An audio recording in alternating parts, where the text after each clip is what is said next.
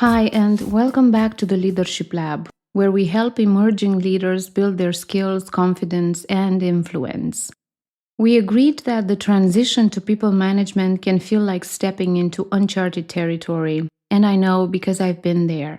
You're expected to lead, motivate, and get results, but nobody hands you a manual on how to do it right. That is exactly what I want to do today. Create a guide for you with key elements of managing people that, corroborated with what I have already shared in my previous episodes, will paint a more coherent picture. So let's dive in. First thing is understanding the role of a manager. What does being a manager actually mean? When you first step into a management role, it's tempting to approach it the same way you've succeeded as an individual contributor. But there's a catch. Being a great manager isn't about doing the work yourself, it's about enabling others to do their best work. Your primary responsibilities now are coaching your team, which is helping individuals grow in their roles, motivating your team, which is basically creating a culture where people feel driven to succeed, and enabling success, which is removing all roadblocks and providing resources for your team to do their job. It's also about trust. Without trust, your team won't open up to you about their challenges or celebrate their wins. Quick tip from my side: in your first 30 days, prioritize relationship building. This is crucial for your future success. Second thing, key skills for first-time managers. In my view, there are 5 key skills you should master. First is active listening. Listen to understand, not just to reply. For example, if a team member shares a concern, don't jump into solutions. Instead, ask follow-up questions to fully understand where they come from.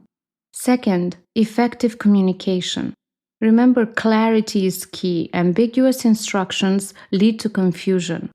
For example, instead of saying finish the report soon, say finish the report by 3 p.m. Next 2 items have been discussed in previous videos, so go check them out. These are delegation and feedback. Lastly, conflict resolution. Stay neutral, focus on facts, and mediate without taking sides. Acknowledge feelings, but keep the discussion solution-focused. Thirdly, you aim to build a positive team culture. A positive team culture fosters trust, collaboration, and productivity. You can create that by setting clear expectations, define roles and responsibilities, and goals for each team member. When people know what is expected from them, they perform better. Celebrate wins, recognize achievements, big or small.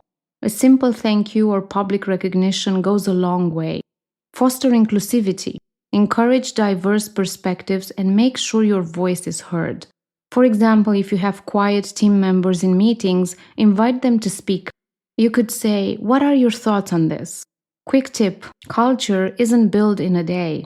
It's the result of consistent actions and behaviors over time, so be intentional about setting the tone you want in the team. Fourth aspect.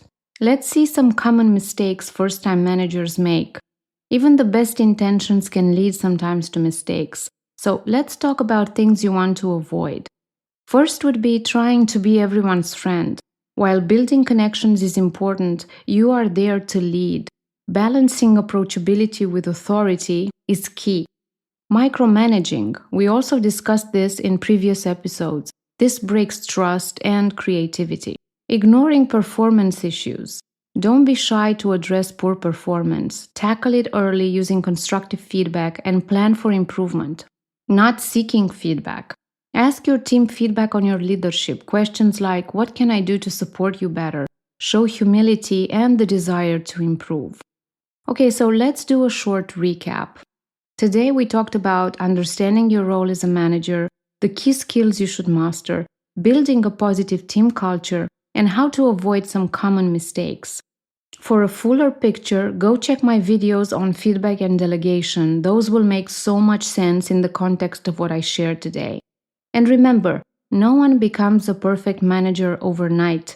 The best leaders are always learning, adapting, and growing.